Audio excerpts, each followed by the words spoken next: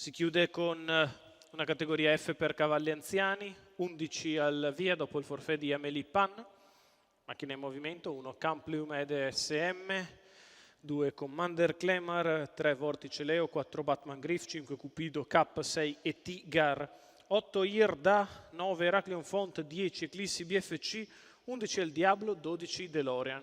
Wise, favorito timido, Vortice Leo numero 3, macchina che prende velocità.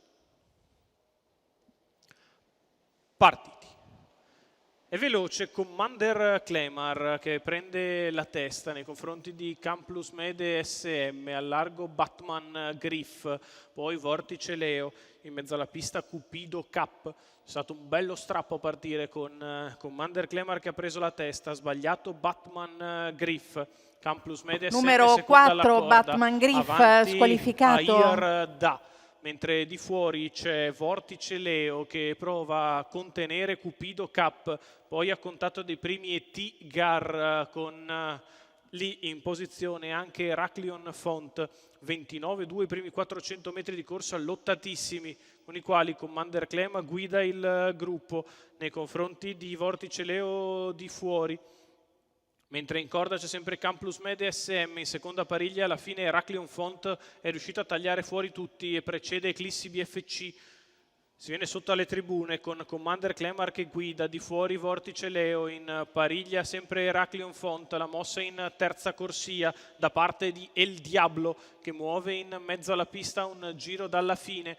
Trova un mezzo anticipo da parte di Heraclion Font quando siamo sulla curva di destra e Commander Clemar continua in vantaggio, Vortice Leo lo attacca, Heraclion Font in pariglia, il Diablo proteso in mezzo alla pista, difficoltà per Vortice Leo che ha una battuta d'arresto, poi prova a riprendersi, intanto insiste in mezzo alla pista il Diablo, Commander Clemar prova la difesa, Heraclion Font è andato in terza ruota quando siamo a 400 dal palo, in 4 aperti con Vortice Leo che ritorna a passare nei confronti dei rivali, insiste però Heraclion Font, si è liberata la corda, Camplus Mede SM in mezzo alla pista, sempre il Diablo a metà dell'ultima curva, in vantaggio Vortice Leo nei confronti di Heraclion Font, il Diablo, Camplus Mede SM che andrà in open stretch, Vortice Leo in vantaggio nei confronti di Camplus Mede che prova lo scatto di dentro a largo di tutti e Tigar nel finale, Vortice Leo si difende da Camplus Mede SM.